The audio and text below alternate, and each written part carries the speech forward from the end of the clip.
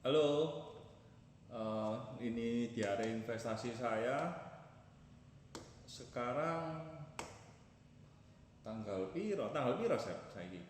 22 Mei.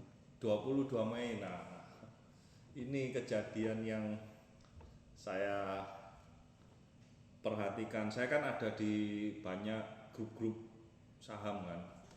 Nah, ya market kita down, sudah tahu di downgrade sama indeks sejak Januari dan di review keluar keterbukaan informasi yang kepemilikan saham kan masih banyak yang high concentrate ya, shareholder ASC konsep ya akhirnya kan MSCI mengeluarkan statement bahwa disuruh keluar semua kan sampai batasnya Juni. Ya pastinya kan market kan pastinya harusnya turun semua kan, keseret turun semua, apalagi kan yang banyak yang pakai margin, pakai repo, ya akhirnya kena force sell. Saham-saham emiten yang lain ya secara otomatis ya, ya orang-orang yang pakai repo, pakai apa ya kena force sell, itu biasa lah. Malah eh, hal itu bisa membuat timbul suatu peluang yang mendapatkan potensi mendapatkan keuntungan yang besar dalam waktu kurang dari 1 tahun. Nah, nah lucunya itu di kondisi market ini turun, memang kan turun semua, turun terus. Supaya kan hindari, di grup kita gitu kan saya udah ngomong hindari emiten yang large cap yang ada di indeks itu jangan dibeli, karena fund-fund asing yang bisa beli naruh dana yang gede banget besar itu ya otomatis di indeks yang besar, yang global standard atau yang paling top lah gitu. Mainlah di kolam yang kecil, yang emiten yang kecil, market cap kecil atau masih mid yang nggak masuk di indeks itu. Walaupun kita keseret turun nggak banyak, paling 10% ya, maksimal 15, jelek-jelek ya 20% lah. Cuma is oke okay, selama tahu valuasi perusahaannya gitu loh. Uh, Price is what you pay. Uh, Valuation is what you get. Nah, ingat itu nasihat Warren Buffett. Nanti yang kita perhatikan itu adalah valuasi dari sebuah perusahaan. Itu oke. Kejadian MSCI turun, market turun. Nah, yang di grup-grup saham ini, banyak orang itu pada ngomel-ngomel, marah-marah, mau marah-marah wis ngomong yang jelek semua wis, ngomong yang beginilah, yang menyamakan 9 kru ini pasti nanti ada kerusuhan 97 98 lah, beginilah begini, membandingkan eh, Prabowo harus turun lah, begini loh. Lu ngomong kayak gitu itu, kamu itu umur piro ya, tanya gitu ya, kamu itu umur berapa? Oh ternyata masih di 30-an lah kak. Lah kamu 30-an itu loh, waktu tahun 98 itu loh, kamu itu sih umur berapa? Ngerasain enggak gitu loh. Saya tahun 97 98 itu saya masih SMA, saya tahu kondisi saat itu, masih ingat saya. Jadi nggak bisa disamakan kondisi waktu 97 98 dengan sekarang, itu jelas-jelas jauh berbeda. Ya saya ketawa saja gitu loh. Makanya berulang kali kita harus tetap berpikiran yang rasional, yang bijaksana, supaya mengambil keputusan itu, investasi itu yang baik. Kalau pikiran kita mikir yang jelek terus, yang gitu ya, akhirnya kita mengambil keputusan investasi yang buruk sehingga mengakibatkan kerugian. Kalau sudah begitu, bukannya introspeksi diri, tapi menyalahkan kiri kanan, menyalahkan pemerintah juga lah. Lu ngapain nyalakan pemerintah? Kamu bisa apa sih nyalain pemerintah? Itu kan sudah di luar hal yang tidak bisa kita kontrol gitu loh. Ngapain gitu loh. Wong yang pencet tombol beli itu kan bukan pemerintah, tapi diri kita sendiri tuh lah, pencet tombol buy and sell itu loh. Ya itu yang kita kontrol, diri sendiri itu yang kontrol gitu loh. Nah, di grup-grup saham itu sampai ngomel-ngomel wis pokoknya saling sharing informasi yang nggak bener gitu loh. Dalam arti konteks nggak bener itu sumbernya nggak bisa divalidasi. Apakah pasti sumbernya? Nggak bisa. Jadi semacam ya boleh dikatakan kalau ngomong ya hoak lah gitu loh. Dan lucunya mereka percaya, akhirnya wis ngomong-ngomong influencer, bahkan itu sampai parahnya influencer itu marah-marah juga sampai melampiaskan kemarahan di media sosial. Kan ini suatu fenomena yang buat saya pribadi saya jujur ya, saya ada riset gitu loh. Riset ini sampai influencer yang punya kelas-kelas saham itu kok sambat-sambat gitu loh, kan lucu gitu loh. Buat saya itu suatu pemandangan yang lucu gitu loh. Ini gimana ini? Kamu buka kelas saham, tapi kamu stock pickmu minus, kamu ikut nyalakan pemerintah gini lah, apa nyalakan permintaan mohon maaf, saya sudah pilih Prabowo minta mohon, kan kamu itu ngising, nelek, mangan, brojot ya tetap di Indonesia gitu loh. Kan kok bisa ngelek-ngelek negaramu dhewe kan ya buat ya apa gitu loh. Ya udahlah, kamu kalau nggak suka kayak gitu ya jangan investasi di saham, beli tarik aja semua gitu loh. Kita itu hidup di Indonesia, mangan, ngising, nelek, lahir, brojot sembarang kali golek duit kerja ya di Indonesia. Ya harusnya kita tahu pemerintah ini banyak korupsi bla bla bla dan sebagainya gitu loh. Nah, ya hal itu kan kembali lagi di luar kontrol kan, ya toh. Kalau sambat tok kayak gitu sambat ya kabeh orang ya iso, aku dhewe ya iso gitu loh, sambat itu nyalakan kiri nyalakan kanan gitu, tapi akibatnya ya lucu saja, buat terlewatkan gitu loh. Lucu dan peluang-peluang itu terlewatkan gitu. Ini benar-benar yang kata-kata mutiara dari Lo Keng Hong itu betul-betul. Pasar saham ini sekarang ini lagi murah-murah, banyak yang diskon. Tapi orang nggak berani belanja. Kena omongan nih orang lain, kena influencer itu, nanti bisa ke 4.000 lah, ke 5.000 lah, itu bullshit itu loh. Ya kita kontrol kepada diri sendiri, beli DCA, cicil-cicil. Kita nggak tahu bottomnya keberapa, ya kita beli aja cicil-cicil terus itu loh. Contoh, hari ini saya happy, saya NCKL itu minus tuh sampai 50% ada, saya average itu average saya itu hampir 1.500 awalnya, turun ke 800 itu sudah hampir 50% saya minus. Tapi saya average down terus ke minus 40%, ke 800 saya langsung hit yang banyak gitu. Akhirnya akan minus di bawah 1.000. Saya happy, udah saya lepas. Sekarang posisi minus 20%. Tapi itu nggak ada masalah buat saya. Kembali lagi, price is what you pay, value is what you get. Nah, valuasi perusahaan, saya percaya tahun ini, akhir tahun ini nanti bisa ke 3.000 si NCK ini. Jadi saya happy 3.000, average saya 1.000, 200% oke lah. Gitu loh. Nah, dan di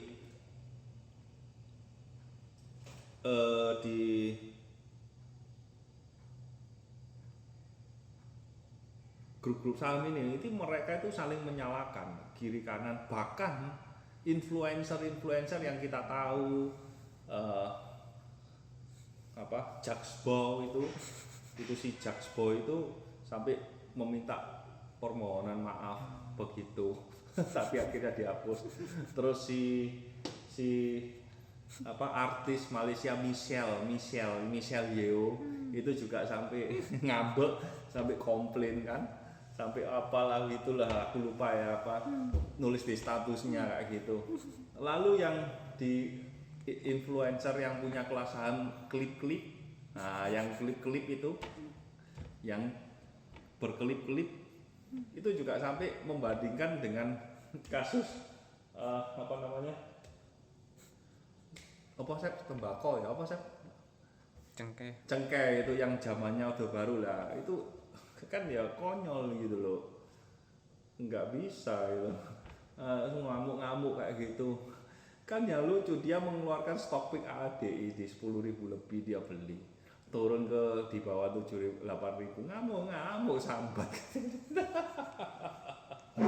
Lucu-lucu. Terus artis Top Beat juga yang punya kantong ajaib itu juga ngomel gak karuan, berbulan-bulan lebih dari 1 bulan itu wis sambat saja di Stockbit itu, ngomong sambat aja, lucu gitu loh. Dan saya sangat suka sebenarnya si kantong ajaib itu, saya sangat suka sekali ya, karena lucu dan bahagia. Tapi di posisi saat ini ya saya lihat tambah lucu gitu. Bayangkan ya, dia ini ngomel-ngomel sama MBG ya loh. Tapi jagoannya dia beli yang namanya emiten sawit, PTPS. Lah, yang namanya MBG itu kan dapur sama makanan kan butuh minyak goreng. Minyak goreng dari mana? Kelapa sawit. Tapi kan ya buat saya lucu gitu loh, kamu ngamuk-ngamuk masalah program pemerintah MBG begini sampai tebar head speed lagi gini. Cuma kamu portofolio kamu pegang emiten perkebunan kelapa sawit gitu, dan juga perkebunan pupuk. Kamu beli jual akhirnya terakhir beli di 900 lebih ya, 900 berapa, turun ketarik ke sampai 700. Marahnya ke instrumen Stockbit ya, itu Stockbit itu kan umum ya, bisa dilihat semua orang, marah-marah kayak gitu, jelek-jelekan program pemerintah begini lah, kan itu lucu kan, iya kan Sep? Iya kan? Emiten ESA itu kan bergerak di bidang pupuk, walaupun dia ekspor, tapi setidaknya itu circle-nya dari MBG ini kan butuh tanaman untuk masak beras, juga butuh pupuk dan sebagainya. Ya saya happy aja, lucu nih melihat drama-drama para influencer ngomel-ngomel semua.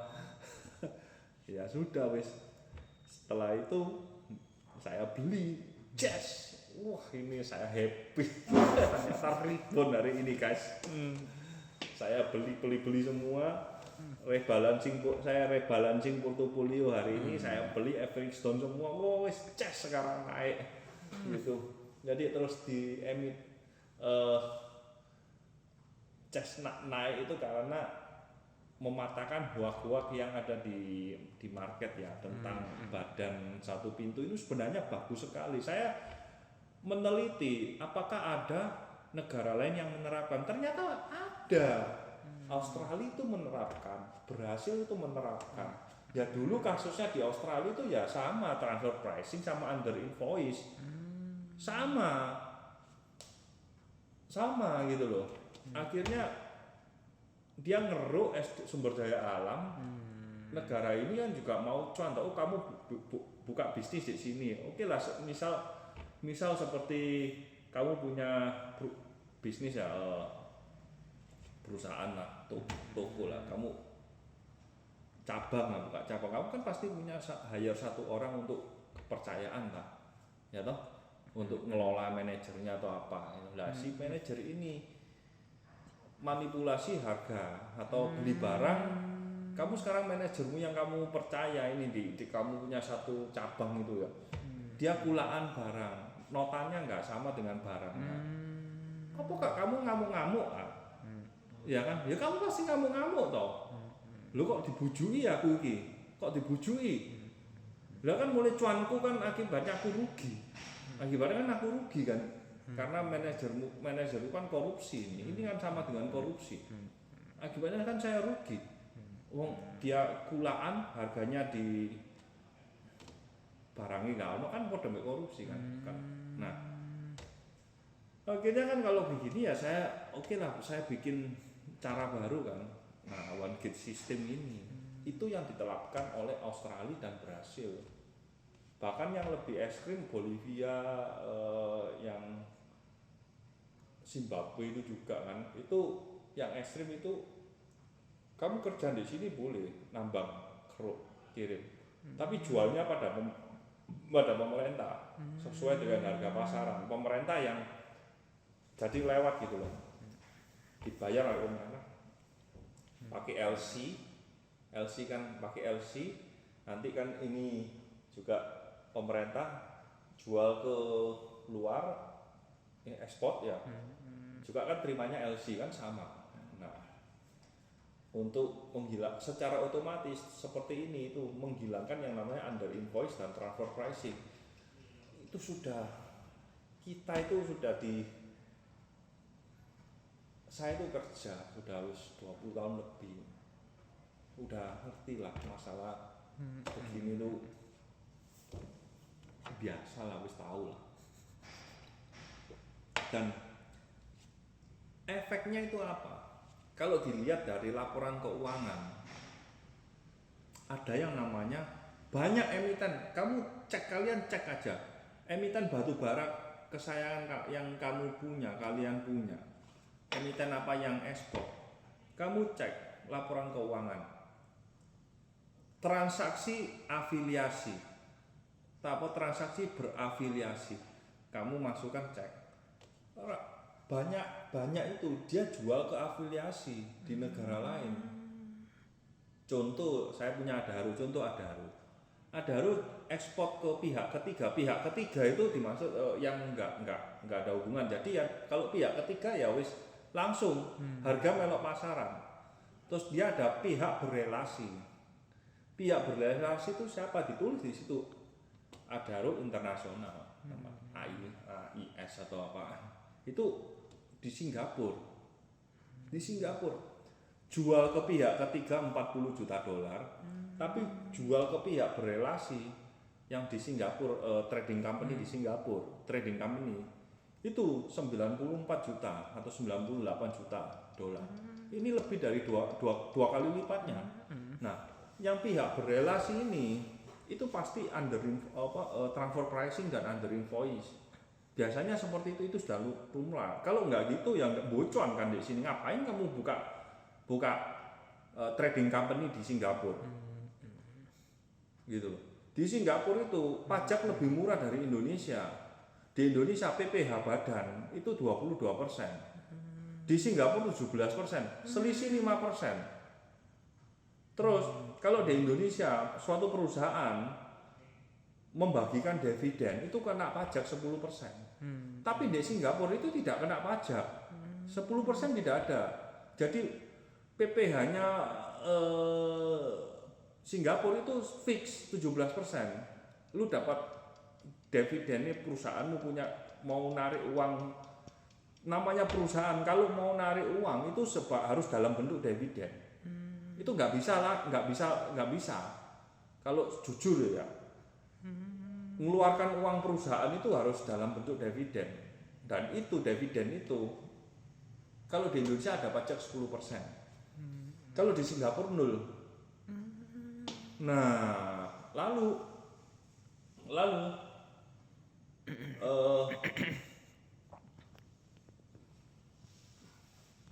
ada PPh apa namanya? Kan misalkan saya ini sebagai owner,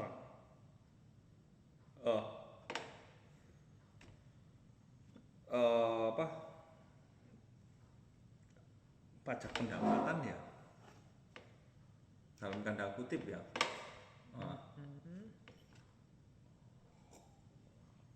bukan ya. Aduh saya lupa ya. Ada lagi itu pajak apa lagi itu loh. Itu kena lagi. Di Singapura nggak ada. Jadi dari spare-nya ini itu banyak sekali gitu loh. Kalau misalkan satu triliun, 10%-nya itu sudah 100 M. Itu 1 T. Kalau 5 T, 10 T, berapa? Mending setup company di Singapura sama. Nah, itu yang dari dulu yang saya kenapa Indonesia tidak menyamakan pajak dengan Singapura ya supaya nggak ada lagi transfer pricing atau begini-begini gitu loh. Kenapa kok begitu? Ada apa?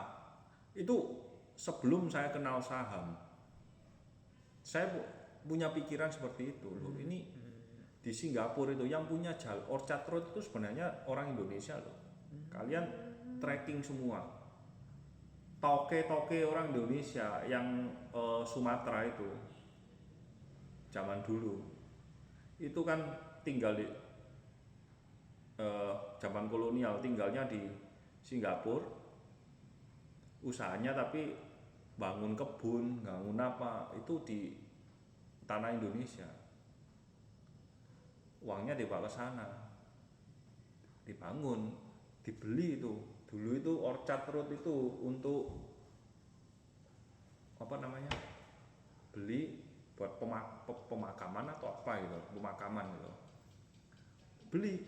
Lalu pemerintah maju modern menerapkan bahwa Orchard Road diganti peruntukannya untuk kawasan yang sekarang kita lihat itu. Nah itu buatlah namanya apalah company apalah itu, ngetem apa itu. Nah itu loh. Nah Takashimaya, terus Lucky apa, Lucky Plaza, apa. Nah itu yang punya siapa? Duit dari mana itu? Wilmar dulu kan basisnya kan di sana. Harita basisnya kan di sana, Singapura. Wilmar Group, Harita, terus siapa, terus si Taurus apa itu apa ya, simple, kepastian hukumnya ada, pajaknya lebih rendah dari Indonesia, makanya lari ke sana bikin setup company yang lebih rendah dari Indonesia pajaknya gitu. Nah jadi semoga dengan one gate system ini ya akhirnya secara otomatis ya trading company afiliasi itu yang di Singapura itu akan bubar dan akan terrefleksi secara nyata di perusahaan DBK. Laporan keuangannya itu akan real, dia jual berapa, labanya berapa, cuannya ya tambah gede nanti. Ini bagus sekali gitu loh. Satu-satunya mungkin ya, tapi saya nggak tahu ya, mungkin pikiran saya ya ini ya. Pemerintah kan lagi menyiapkan free special economic zone kan untuk AMNO lah, family office lah, itu kan di Bali. Nah, apakah nanti setup company dari trading company yang di Singapura itu pindah ke Bali? Nah, let's see, sangat-sangat menarik, sangat-sangat menarik untuk satu tahun lagi atau 2 tahun lagi. Waduh, semoga multi bagger. Kalau semua berjalan bagus, saya yakin bisa multi bagger. Apalagi yang pemimpin yang one gate system ini dan antara sumber daya Indonesia ini, itu kan dari ekspektariat orang asing-asing nanti.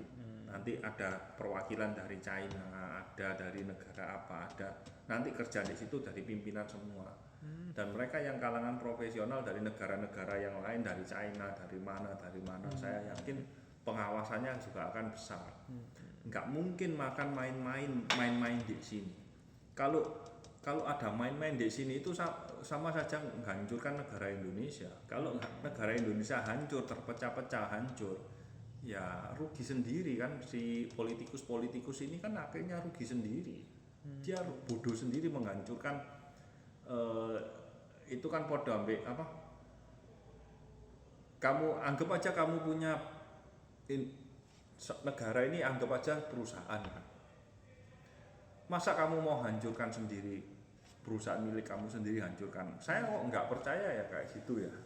Gitu. Walaupun di dalam ini ya tentu saja tetap ada korupsi lah, sedikit-sedikit ada, tetap ada lah. Kita nggak bisa bilang no korupsi. Kamu buka usaha apapun, bisnis apapun, pasti ada yang namanya korupsi. Pasti itu. Bullshit kalau ngomong bersih korupsi 100%, nggak percaya aku. Sekarang kamu punya sopir aja bisa korupsi.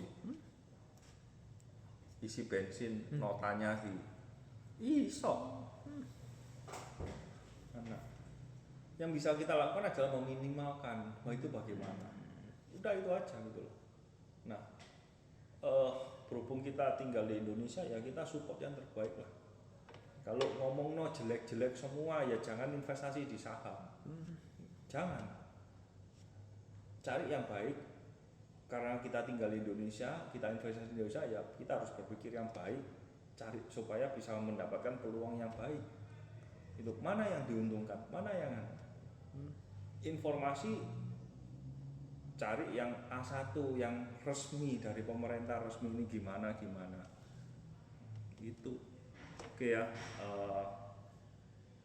teman-teman, hari ini mulai rebound, semoga ini adalah bottom. Jadi studi saya behavior ngeriset 2 bulan ini, enggak 2 bulan ya, MSCI mulai Januari ya, mulai akhir Januari ya, katakanlah Februari terus kena perang Iran, Februari, Maret, April, sekarang Mei, 4 bulan saya riset behavior orang-orang saham di market, di grup-grup saham ini. Sangat-sangat menarik. Ini mungkin bisa menjadi tanda bahwa market time to sell atau time to buy.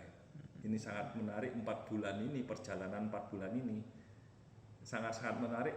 Ini banyak sekali ilmu yang saya dapat dalam 4 bulan terakhir ini untuk mengamati dari sisi psikologi behavior dari teman-teman investor Indonesia ini di grup-grup saham ini betul-betul sangat-sangat menarik. Mungkin bisa dikatakan, saya katakan influencer mologi. Oke ya, semoga teman-teman ya di bulan Juni ini kita sudah mulai rebound, mulai bullish, dan market sudah dalam posisi uptrend lah, start dari Juni ini. Oke ya teman-teman, sampai jumpa lagi. Catatan investasi di kejadian di tahun 2026 di IHSG. Cheers. Yeah, cheers. Bye bye. Bye bye. Bye bye.